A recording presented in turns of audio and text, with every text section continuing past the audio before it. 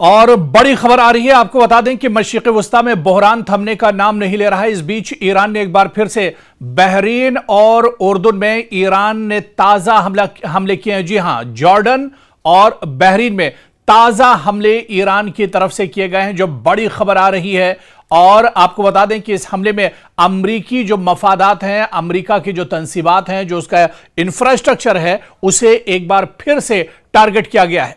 تو مشرق وسطی ایک بار پھر جنگ کے دہانے پر کھڑا ہے۔ ایران اور امریکہ کے درمیان بڑھتی ہوئی کشیدگی اب صرف براہ راست دھمکیوں تک محدود نہیں رہی، بلکہ میدان جنگ میں ایک نئی حکمت عملی اب سامنے آ رہی ہے۔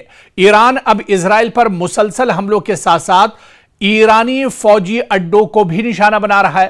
ان امریکی فوجی اڈوں کو بھی نشانہ بنا رہا ہے ایران، جو پورے خطے میں واشنگٹن کی عسکری طاقت کی ریڑھ کی ہڈی سمجھے جاتے ہیں، جو بہت امپورٹنٹ ہیں دراصل پینٹاگن اور واشنگٹن کے لیے۔ حالیہ دنوں میں بحرین اور اردن میں موجود امریکی فوجی تنصیبات پر ہونے والے حملوں نے نہ صرف امریکہ بلکہ اس کے اتحادی ممالک کو بھی تشویش میں مبتلا کر دیا ہے۔ پریشان ہے امریکہ، ڈونلڈ ٹرمپ اب پریشانی کے شکار ہو گئے ہیں۔ سوال یہ ہے کہ آخر ان اڈوں کی اہمیت کیا ہے؟ آخر اس طرح کے حملے ایران انہی کچھ ممالک پر کیوں کر رہا ہے؟ سوال یہ بھی اٹھ رہا ہے کہ ایران ان ممالک کو کیوں ٹارگٹ کر رہا ہے؟ جواب ایران کا صاف صاف یہ ہے کہ دراصل ہم خلیجی ممالک کو یا ان ممالک کو اٹیک نہیں کر رہے، نشانہ نہیں بنا رہے، بلکہ ان ممالک میں جو امریکہ کا انفراسٹرکچر ہے، امریکہ کے جو تنصیبات ہیں، امریکہ کے جو ایئر بیس ہیں، جو اس کے فوجی ہیں، دراصل ایران ان کو ٹارگٹ کر رہا ہے۔ ایران نے صاف کر دیا ہے کہ وہ آخر ان ممالک کو نشانہ مشرق وسطی میں کیوں بنا رہا ہے، اور اگر یہ حملے اسی طرح جاری رہے تو آپ یہ مان لیے کہ خطے کی طاقت کا توازن اب دراصل بگڑتا ہوا نظر آ رہا ہے۔ اب یہاں ایران کے ہاتھ سے یہ بازی جاتی ہوئی اب نظر آ رہی، پھسلتی ہوئی نظر آ رہی ہے۔ فوجی جو ایکسپرٹس ہیں، ان کے مطابق ایران کی کوشش یہ ہے کہ امریکہ کو ایک ہی محاذ پر لڑنے کے بجائے مختلف سمتوں سے دباؤ بنایا جائے، مختلف سمتوں سے اس کے اوپر پریشر بلڈ اپ کیا جائے۔ اسی لیے ایران کی توجہ ان مراکز پر مرکوز ہے جہاں سے امریکہ دراصل اپنی بحری اور فضائی کاروائیاں چلاتا ہے، انٹیلیجنس معلومات حاصل کرتا ہے، اپنے اتحادیوں کو فوجی مدد فراہم کرتا ہے، جنگی جہازوں اور طیاروں کو ایندھن اور رسد مہیا کراتا ہے۔ یعنی ہدف صرف فوجی نہیں بلکہ امریکی لاجسٹک نیٹ ورک بھی ہے۔ اور آپ دیکھیں کہ بحرین دراصل بہت امپورٹنٹ ہے امریکہ کے لیے۔ بحرین میں امریکہ نے بہت انویسٹ کر کے رکھا ہے۔ امریکہ کے بڑے بڑے یہاں پر شاپنگ مالز، امریکہ کا جو ایئر بیس ہے، اس کا ہوائی اڈا ہے، اس کے کئی ہزار فوجی یہاں پر موجود ہیں۔ تو بحرین امریکہ کے لیے مشرق وسطی میں سب سے اہم بحری اڈوں میں شمار ہوتا ہے۔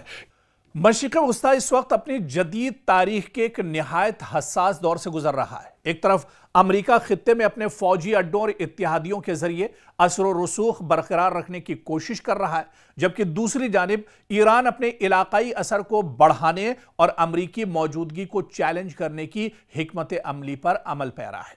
اس صورتحال نے ایک بار پھر یہ سوال پیدا کر دیا ہے کہ کیا خلیجی عرب ممالک کی دہائیوں پرانی سلامتی کی پالیسی ناکام ہو رہی ہے؟ بعض جانکار سخت الفاظ میں کہتے ہیں کہ خلیجی ممالک نہ تو امریکہ کی مکمل سیکیورٹی ضمانت حاصل کر سکے اور نہ ہی ایران کے ساتھ ایسا اعتماد قائم کر سکے جو انہیں بڑے تصادم سے محفوظ رکھتا۔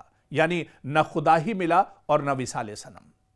آپ دیکھیں کہ 1979 کے ایرانی انقلاب اور پھر خلیجی جنگوں کے بعد سعودی عرب، بحرین، قطر، کویت اور متحدہ عرب امارات جیسے ممالک نے اپنی سلامتی کے لیے بڑی حد تک امریکہ پر انحصار کیا، جس کی وجہ سے خطے میں امریکی فوجی اڈے قائم ہوئے، جدید امریکی ہتھیار خریدے گئے، دفاعی معاہدے کیے گئے، فضائی دفاع کے لیے پیٹریٹ اور دیگر جدید نظام نصب کیے گئے۔ اور اس حکمت عملی کا مقصد ایران سمیت کسی بھی بیرونی خطرے کا دراصل مقابلہ کرنا تھا۔ عرب ممالک کو ایران سے بہت بڑا خطرہ تھا، لیکن اس بیچ آپ دیکھیں کہ گزشتہ چند برسوں میں ایران کے میزائل اور ڈرون پروگرام میں نمایاں پیش رفت بھی دیکھنے کو ملی۔ اگر امریکی فوجی اڈوں یا اتحادی ممالک پر میزائل اور ڈرون حملے ہوتے ہیں تو اس سے یہ سوال ضرور اٹھتا ہے کہ کیا صرف مہنگے دفاعی نظام مکمل تحفظ فراہم کر سکتے ہیں یا نئی جنگی حکمت عملیوں نے روایتی دفاعی تصورات کو چیلنج کیا ہے۔ اسی تناظر میں امریکی دفاعی اخراجات، پیٹریٹ میزائلوں کی قلت اور کم لاگت والے دفاعی نظاموں پر بھی بحث تیز ہوتی دکھائی دے رہی ہے۔ امریکہ اپنے اتحادیوں کی حفاظت کرنے میں ناکام ثابت ہوا ہے۔ حالیہ برسوں کے واقعات نے یہ ضرور دکھایا ہے کہ ایران کے ہر میزائل یا ڈرون حملے کو امریکہ روکنے میں ناکام رہا۔ جدید جنگوں میں مکمل دفاع کی ضمانت دینا دراصل انتہائی مشکل ہے۔ مسلسل حملوں کی صورت میں دفاعی نظام اور ذخائر دونوں پر دراصل اس کا دباؤ کافی زیادہ ہوتا ہے۔ اور پھر آپ دیکھیں کہ دلچسپ بات یہ ہے کہ حالیہ برسوں میں کئی خلیجی ممالک نے ایران کے ساتھ تعلقات بہتر بنانے کی کوشش بھی کی ہے۔ مثال کے طور پر سعودی عرب اور ایران نے سفارتی تعلقات بحال کیے۔ متحدہ عرب امارات نے بھی سفارتی روابط میں بہتری لائی۔ خلیجی ممالک نے کئی مواقع پر براہ راست تصادم سے گریز کی پالیسی بھی اپنائی، اور اس سے ظاہر ہوتا ہے کہ عرب ممالک صرف امریکہ پر انحصار نہیں کر رہے ہیں بلکہ سفارت کاری کے ذریعے بھی خطرات کو کم کرنے کی کوشش کر رہے ہیں۔ اور یہی وجہ ہے کہ بعض دفاعی اور سیاسی تجزیہ کاروں کا خیال ہے کہ اگر ایران، امریکہ اور اسرائیل کے درمیان کشیدگی مزید بڑھی تو خلیجی ممالک امریکی فوجی اڈوں کی موجودگی کی وجہ سے براہ راست خطرے کی زد میں آ سکتے ہیں۔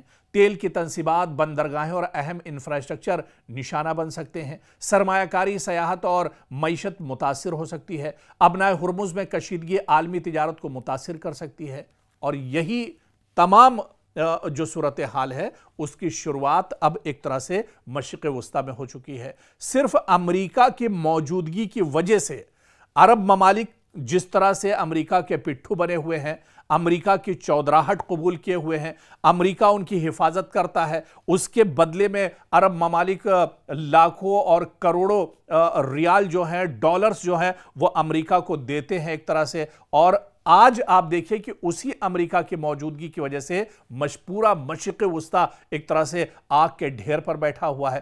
پورا مشرق وسطیٰ اب ایک طرح سے خطرناک صورتحال پورے مشرق وسطیٰ میں اب ایک طرح سے بن چکی ہے، اور یہی صورتحال اگر بنی رہی تو آنے والے دنوں میں پورے مشرق وسطیٰ میں حالات اور زیادہ خراب ہوں گے۔ ابھی تو امریکی مفادات کو صرف ایران نشانہ بنا رہا ہے۔ حالات اگر اور بگڑتے ہیں یا صورتحال اور خراب ہوتی ہے تو پھر مشرق وسطیٰ کے جو عرب ممالک ہیں انہیں اپنی سیکیورٹی کے لیے از خود ایک طرح سے سوچنا پڑے گا، اور مجبور ہونا اس کے لیے پڑ سکتا ہے۔